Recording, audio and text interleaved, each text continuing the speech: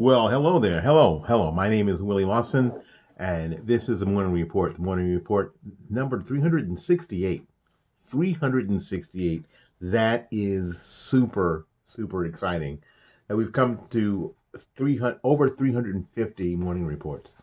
Again, we appreciate you being here. We appreciate you watching here on YouTube. I guess I was feeling a little salty when I had a YouTube video taken down a little bit ago. So I was like, yeah, screw YouTube. Yeah, screw you, Arnold. Yeah, Arnold Schwarzenegger, you're putz, you're schmuck, and YouTube, you're schmuck too.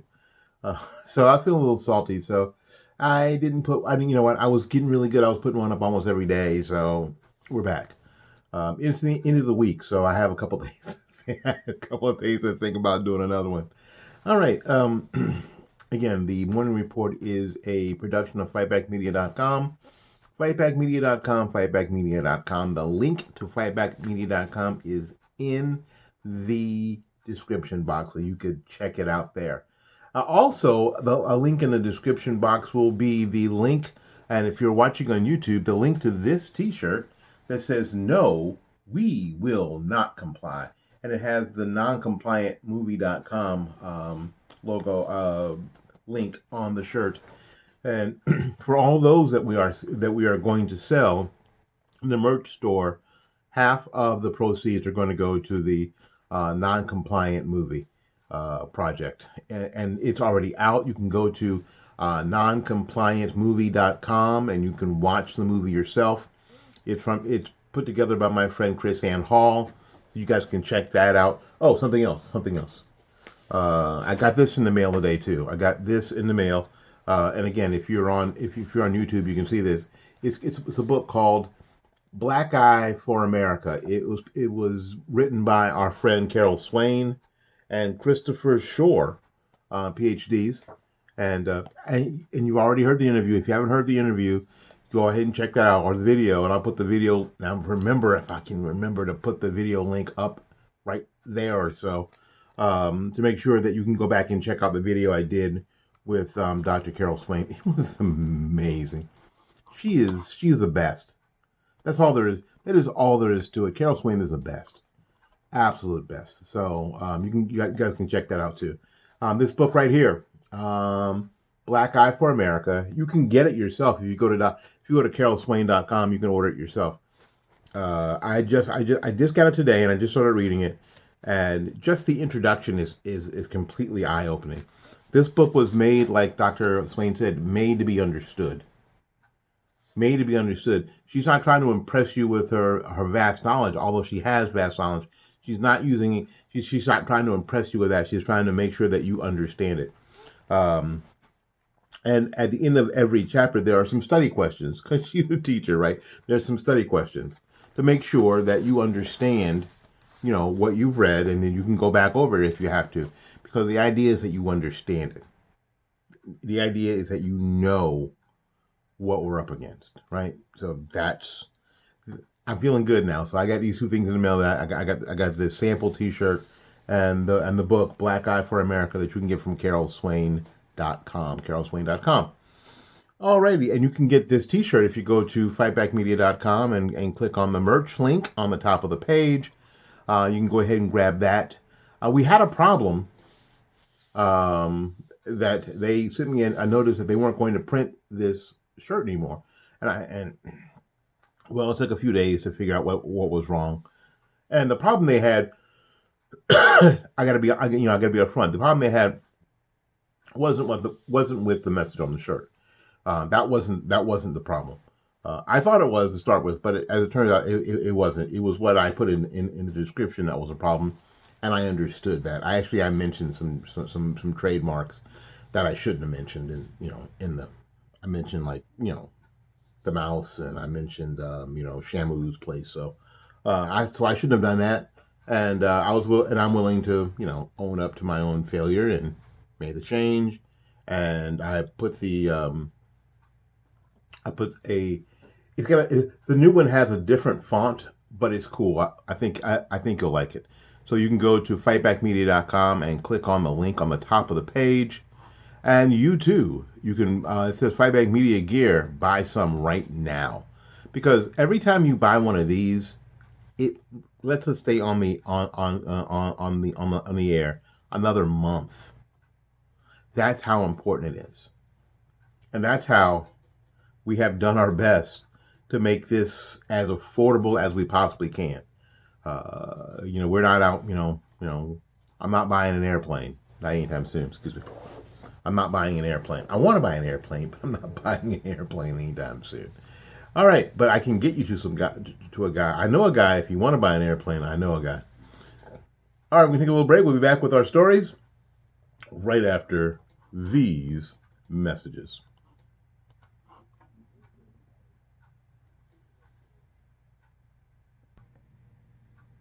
All right, again, welcome back. Glad you are with us. Whenever you happen to be checking this out, whether you're checking it out while I'm doing it or whether you're checking it out afterwards, it's all good. It really is all good. Most of any podcaster's life is done after the podcaster has walked away from the microphone. That's when the editing happens. That's when the either audio editing and or video editing, like we're doing here this evening. That's when the listeners actually are in or out. So often, what you hear these great podcasts, people are in their rooms. Anymore, people are in their basements. People are in their home studios. Doing all this stuff, and they're basically talking to their hand.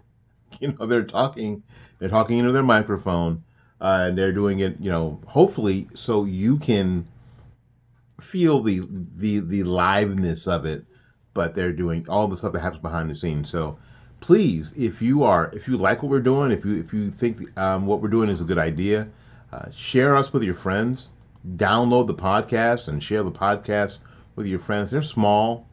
Most of the podcasts, especially the audio podcasts, are less than 50 meg. So most of you have those SD cards in your phone that are, that's 250 gigs or whatever. So a podcast is fairly small. So check it out. Download it, share it with your friends. We appreciate it. We appreciate you. All right, let's get started with the fun. And this is going to be tough because this is going to be on YouTube. Some of the mitigation, I'll say it this way, some of the mitigation attempts early on, especially with COVID, we are starting, and I've said this to you forever. I couldn't care less about,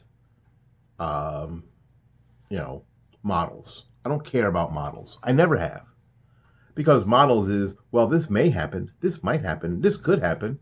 Yeah, it could, but it doesn't mean it's going to. It doesn't mean it's going to. And for what we've seen before, it doesn't mean that it's going to this time. We haven't seen it yet, so what makes you think that we're going to see it now? So I don't care about models. I care about data. And here's what's starting to happen. And this is very cool. Well, maybe it's not very cool. Maybe it's terrible. So as the pandemic's going on, we started to see those big plastic barriers everywhere. When here in Florida, when the restaurants opened, there was they were separating people in booths and stuff, and these big plastic barriers were everywhere. You go to the grocery store, there's this big plastic barrier between you and the cashier. Remember you see all those, and most of those are still up. Now it's one more thing that people will think, well, it makes sense. In your first head, it makes sense. Well, that makes sense. That way the spittle can't just fly around crazy. It makes sense. In the beginning, they were elementary and homemade at first, before becoming more commercialized and mass-produced. But these plastic dividers became commonplace during, COVID. As paper masks now litter the city streets. Now what's disgusting is that, okay, so somebody had something right up on their nose for 18 hours, and now it's just laying in the street like a freaking biohazard, right? Put up with the aim of blocking droplets from noses and mouths from the COVID infected among us. They became sort of a virtue signal for businesses to show how much they cared about the safety of their customers, employees. Plastic dividers popped up to separate Uber drivers from their passengers, supermarket cashiers from customers, students from teachers. Virtually every place they're used to be unimpeded face-to-face interactions. Where I work in my second job, there is a big plastic shield that comes down out of the ceiling that all of us do this. Yes, how may I help you? Okay. It's true. It's true. It's true. It's true. Um, and now that we've had more than a year peering through plastic at our fellow citizens, the science is starting to catch up with a craze. Science, data. And as it turns out, these measures may have actually increased the chances of people contracting, long coronavirus. As the New York Times recently posted recently. Now this is New York Times. This is not, some of the people that a lot of the left hates. This is their people, right? This is your people here. These your cousins. These are your cousins. As the New York Times recently reported, scientists who study aerosols, airflow, and ventilation say that much of the times the barriers don't help and probably give people a false sense of security. And sometimes, listen carefully, the barriers even make things worse. And you think, again, how is that possible? How's that possible? One of the most prevalent forms of COVID theater is aimed at preventing the spread of COVID, actually is doing more harm than good. Here's the explanation. Under normal circumstances, in a normal condition in stores, classrooms, offices, exhaled breath particles disperse. We breathe, the air goes, it goes everywhere, right? And then they are replaced by fresh air roughly every 15 to 30 minutes. But putting a big barrier changes the airflow in the room. You know what? And it disrupts normal ventilation and creates dead zones. So if I've got this big thing here, the air may not be moving here and here. It may not be moving. Where before it was moving. I got the AC thing behind me and it's moving. Or I got it to the side and it's moving. Air is not moving. So there are all these little dead spots, right? That makes sense? All you had to do was ask the AC guy. You didn't need to be a virologist. Even if you're only a Facebook certified virologist, you didn't need to be a virologist. All you had to do is be the AC guy. He'd have told you, yeah, it's hot over here because you got all this stuff. You need to move some of these barriers out and let the airflow. Where viral aerosols particles can build up and then become concentrated, right? The New York Times admits that in some situations, such as a person sneezing or coughing, a plastic barrier can prevent large droplets, or people who are close talkers and spitters. Because sometimes you can see it. Sometimes people talk at you and you can just see it come at you, like like the Matrix. It's come at you, you're like, no. Oh my God, Billy, he's down. You know what I'm saying? Sometimes that happens. But it makes, hard for large droplets to make direct contact with another person because the, COVID spreads largely through unseen, but it spreads through unseen particles barriers, typically trap such aerosols until they're so concentrated they end up spreading beyond the clear walls that were aimed to keep them in. So the wall stops them and it sort of stays in this area. And it stays there, and it stays there, and it stays there, and it stays there, and the next person comes up and takes it with them. And these are studies to back up the theory that our supposedly impenetrable plastic walls do more harm than good, the New York Times reports. A study published in June and led by researchers from Johns Hopkins, not the Hooterville Memorial Hospital, you know what I'm saying? By Johns Hopkins, for example, showed that desk screens in classrooms were associated with increased risk of coronavirus infection. In Massachusetts school district, researchers found that plexiglass dividers with sidewalls in the main office were impeding airflow. You should have asked. All you had to do was ask the custodian. They would have told you that. Wow.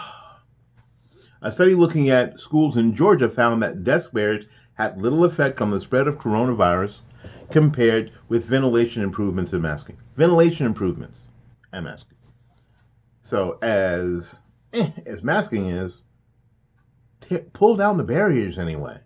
Before the pandemic, a study published in 2014 found that office cubicle dividers were among the factors that may have contributed to disease transmission during a tuberculosis outbreak, TB outbreak in Australia. British researchers have conducted modeling studies simulating what happens when a person on one side of the barrier, like a customer in a store, exhale particles while speaking or coughing under various ventilation conditions.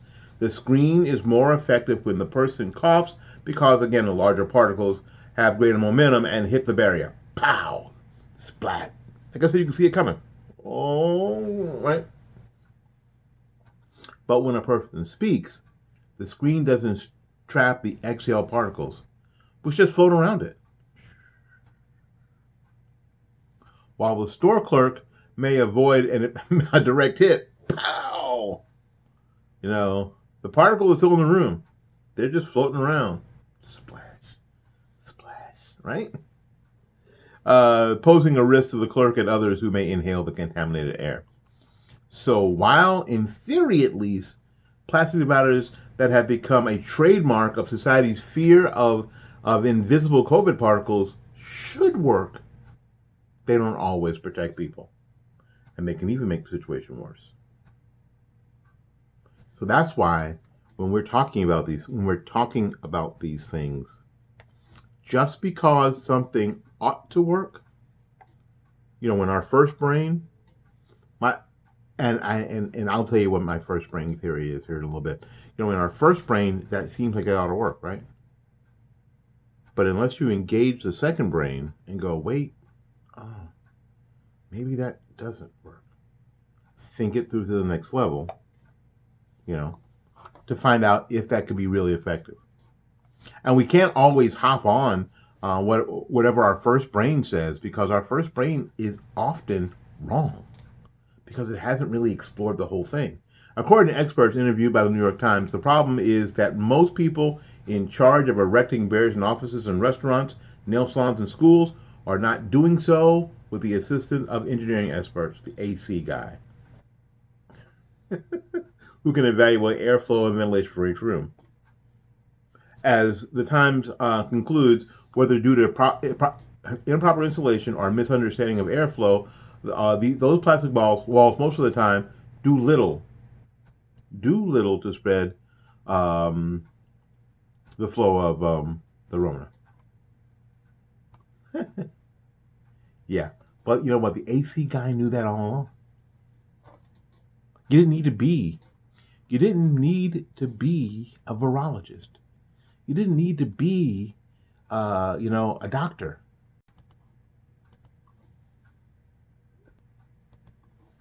All right. Again, welcome back. Thank you ever so much for spending some time with us. We really, really, really appreciate it.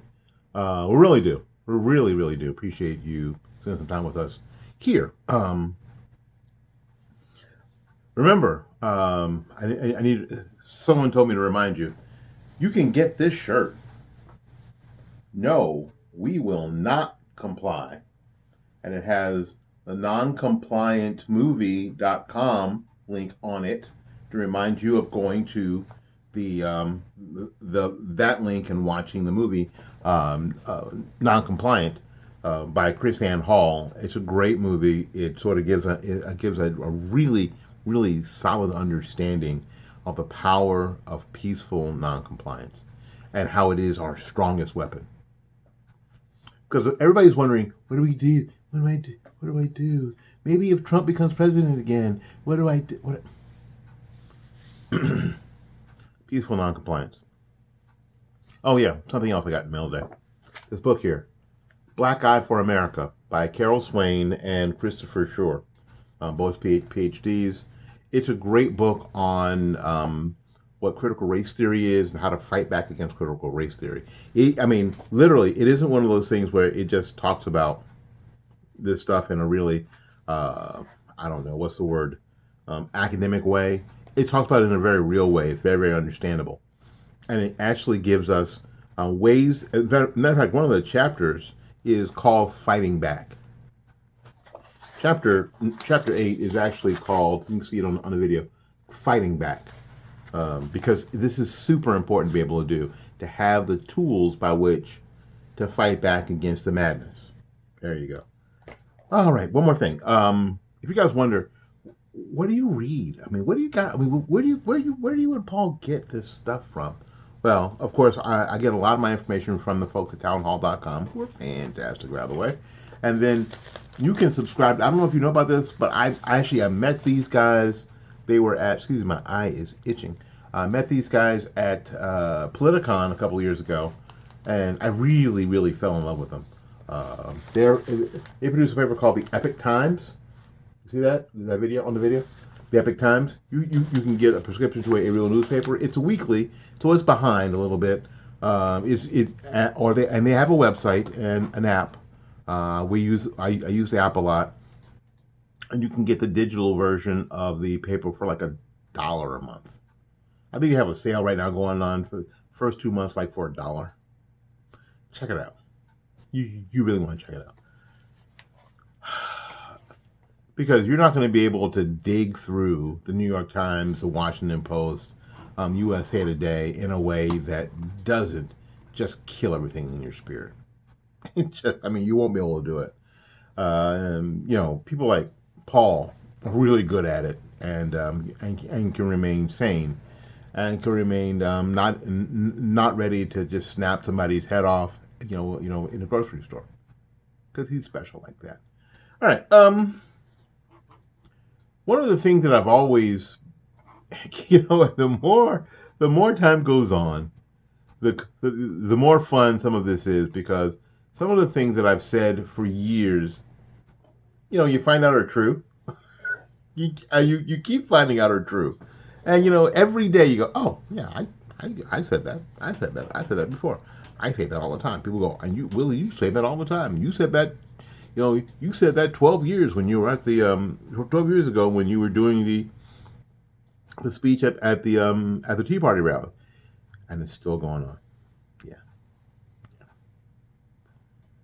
The left, Democrats, always tell us who they're afraid of or what they're afraid of. They do not have a good poker face. They don't. They do not have a good poker face. They just don't. And God bless them, they just can't help it. So they were terrified. They were terrified of Trump, and they still are terrified of Trump, which is why the anti-Trump nonsense continues, because they're terrified of Trump. And by association, they're terrified of you. Social media is terrified of Trump.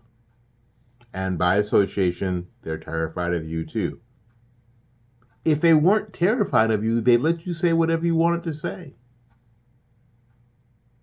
They would, because they would think, nobody's paying attention to these goofballs anyway. Who cares? If they weren't terrified of you.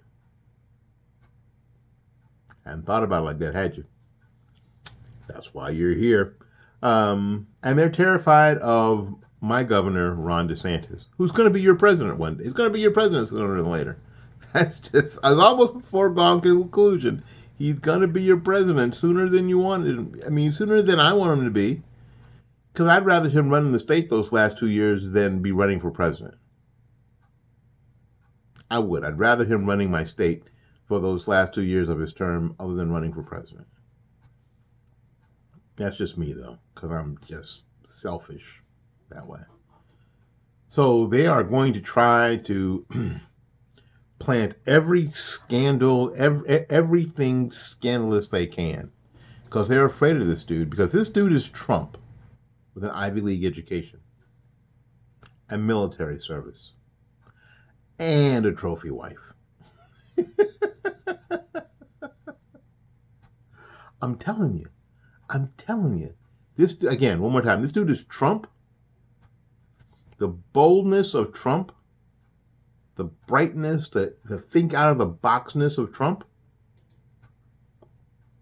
with an Ivy League education, military service, and a trophy wife. Are you kidding me?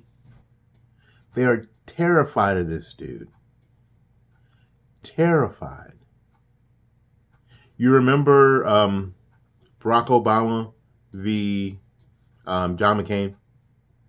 I often said that was like Superman versus Deputy Dog. Superman was going to win. Superman was going to win. That's all there was to it. It was Denzel Washington and Mickey Rooney. Denzel was going to win. And if they, and if in 4 years or 3.5 years, they don't have anybody else, and they don't, who has the boldness of Trump, military service, Ivy League education, and a trophy wife? Good afternoon, President DeSantis. But did you hear about the latest evidence reported by the news that Florida Governor Ron DeSantis is both terrible on COVID and corrupt? The Associated Press published a story yesterday that quickly gained traction among the Ron death sentence crowd, primarily composed of board resistance warriors with nervous leftists seeking to kill his political career. Many journalists fall into both categories, of course. The headline looked pretty damning. Why is DeSantis resisting government mask mandates while peddling expensive snake oil from his fat cat donor profits? Huh? Here's what's happening. Beyond the headline, which seems specifically engineered to generate shares, go viral, and create an appearance of an ethical and COVID-related cloud over DeSantis, we've seen this before. The story, falls apart. There's nothing newsworthy here aside from the governor of a large state in the midst of a nasty seasonal COVID spike proactively providing life-saving treatments to eligible residents. The more details you read, the smaller the supposed problem gets, to the point that it actually flips. Yes. And DeSantis becomes the protagonist. The first few paragraphs, beyond which few folks read, if they read past the headlines, creates an atmospherics of the scandal. Here's what it says. Florida Governor Ron DeSantis, who's been criticized for opposing mask mandates and vaccine passports, is now touting a COVID-19 antibody treatment in which top donor companies have invested millions of dollars. DeSantis has been flying around the state promoting Regeneron, a monoclonal antibody treatment that was used on then-President Donald Trump after he tested positive for COVID-19. The governor first began talking about it as a treatment last year. Citadel, a Chicago-based hedge fund, has $15.9 million in shares of Regeneron Pharmaceuticals, according to findings with the U.S. Securities and Exchange Commission. Citadel CEO Ken Griffin has donated $10.75 million to a political committee that supports DeSantis. $5.7 million in 2018 and $5 million in last April. Yeah, I guess that sounds terrible, doesn't it? And on the news, that's all you get. And that'd be the end of the article, right? And they'd go off to something else. Here's the rest of it. So it's not really that unusual for hedge funds to have a wide range of investments. That's kind of what hedge funds do. And BlackRock, which has primarily donated to Democrat candidates, has also donated substantially to Republicans, has a large holding in that company, more so than Citadel. So BlackRock, that company that donates to Democrat candidates way more than Republican candidates, has a pretty large share in that holding of Regeneron as well, more so than Citadel. Early treatment with these monoclonal antibodies, Regeneron and others, have proven to radically reduce the chances that somebody ends up being hospitalized, DeSantis said Monday at a treatment site in Orlando. Right? Reducing hospital admissions has got to be the top priority. Experts agree with him. The drugs, when given within 10 days of the initial symptoms, have shown to cut rates of hospitalizations and death by roughly 70%. We definitely need treatments like monoclonal antibodies that can prevent mild disease from progressing to severe disease. Ultimately, it is still best to prevent someone from contracting COVID-19 in the first place, said Dr. Alina Nguyen, public health professor at George Washington University and former Baltimore Health Commissioner. Citadel's investment in Regeneron is a tiny fraction of its overall $39 billion investment. But if the stock price were to go up, Citadel would benefit. Yes. DeSantis spokesman Christina Pushaw points out that the Citadel has far greater investments in Moderna and Pfizer, which manufactures COVID-19 vaccines, but the relationship has generated buzz on social media as Democrats question the relationship. Florida has set up treatment sites in Jacksonville, Orlando, and Brevard County. The state plans to open more sites. They're going to open a monoclonal site in St. Petersburg at the Trop, where the Rays play, and at the Florida State Fairgrounds, which is minutes from here, from where I'm sitting right now, here in Tampa. The federal government is paying for the monoclonal antibody treatments, and patients aren't being charged for the antibody cocktail. This is something that is working for people. Somebody that I know that was just on a local news program basically said so. He and his wife contracted COVID and went to bed Monday and felt like crap, and woke up on Tuesday and felt a lot better. And actually, and they are a lot better. Well then, a huge Democrat funding hedge fund is investing more heavily in this company, Regeneron, which is a fractional part of the DeSantis donor hedge fund portfolio. Indeed, Citadel is much more deeply invested in companies that produce the wildly successful COVID vaccines that DeSantis has repeatedly and consistently touted. Strangely, the AP headline was not DeSantis promotes COVID vaccines linked to allies' investments. In fairness, the media has already tried to make a scandal out of DeSantis' smart and successful vaccine distribution strategy, an effort that famously crashed and burned. Remember the whole idea, the whole thing on 60 Minutes? Where one of the Democrats from South Florida showed up and said, you know what, I tried to tell them what we were doing, but I told them I was on the call with them for 45 minutes and they didn't use anything I told them. Remember that nonsense? Again, what this is about